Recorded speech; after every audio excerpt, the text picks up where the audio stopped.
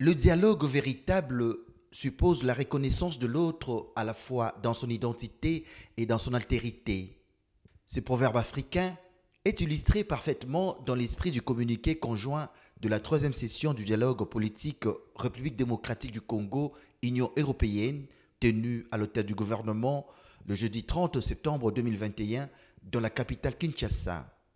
Laquelle session a connu la participation des ambassadeurs extraordinaires et plénipotentiaires de l'Union européenne et de ses États membres présents en RDC d'une part et des membres du gouvernement et autres personnalités congolaises d'autre part. En effet, les participants à ces assises qui contribuent au renforcement du partenariat RDC-UE à travers des projets d'investissement dans les différents domaines de la vie nationale ont reconnu les efforts fournis par le gouvernement congolais dans plusieurs secteurs, dont celui de mines, où l'on enregistre une remarquable amélioration de la gouvernance, telle que l'indique ce communiqué au 15e point. Les partis saluent l'amélioration de la gouvernance minière en RDC et la mise en œuvre du règlement européen concernant l'approvisionnement responsable en minerais, 3T et or. Elles insistent néanmoins sur la nécessité de poursuivre les efforts pour lutter contre le trafic illicite de minerais et appellent à une plus grande fermeté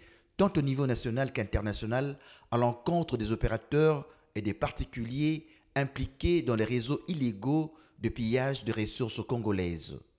Faisant suite au dit communiqué, l'Union européenne promet d'appuyer la République démocratique du Congo en rapport avec la requête du ministère de Mines concernant la réorganisation des marchés locaux de minerais afin de réduire les liens entre les conflits armés et exploitation minière, à l'instar du centre de négoce de Moussampo à Kolwezi dans la province de Lualaba, dont les travaux sont presque achevés.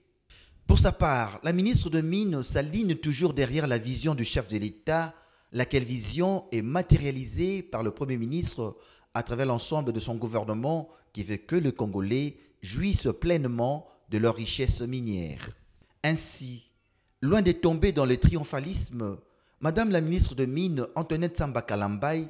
n'entend pas dormir sur ce laurier, voilà qui justifie son voyage aux Émirats arabes unis où elle s'est rendue afin d'attirer les investisseurs sur les opportunités qu'offre la République démocratique du Congo dans le secteur minier.